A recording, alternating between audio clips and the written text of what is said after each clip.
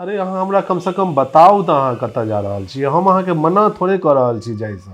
अहाँ जाओ, अहाँ कनी देर लए घर से बाहर चलि जाइ छी तऽ हमर घर में जीनाइ मुश्किल भऽ जाइए। से बात तो अहाँ के नीक जकाँ बुझल अछि। तखन हम अहाँ से एते पूछ रहल छी जे अहाँ कहाँ जा रहल छी, से खाली बता दिया तो से अहाँ बता नहीं रहल छी। बहुत दुख के बात है। हम जहाँ के बिना बतेने चलि जायत अहाँके जीनाइ मुश्किल भऽ जायत, अहाँके सांस नहीं लेल हैत।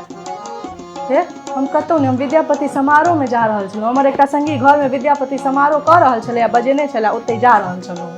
तते अहाँ इंक्वायरी करऽ लगलहुँ जे छोड़ू। विद्यापति समारोह में जा रहल छियै?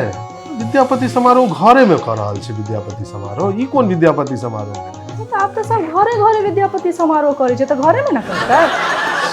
विद्यापति समारोह ले जे छै से एते तैयार भऽ कऽ जा रहल छी, एते विद्यापति समारोह ले अहाँ के अथी अछि। अहाँ के कनी हमरा ले एको रति चिंता नहीं अछि। अहाँ के मने अहाँ के नाम अगर अखन विद्या रहते तो अहाँ के पति हम छी, हम रहितौं विद्यापति। तकर अहाँ के कोनो होश नहीं अछि, कोनो ख्याल नहीं अछि। आ विद्यापति समारोह में जाय ला एते केने छी, बताओ तो ई कोनो रहता तहन ना छै नहीं ना। ने हमर नाम विद्या छै आ ने अहाँ ओकर पति छियै, एकर कोनो मतलबे नहीं छै।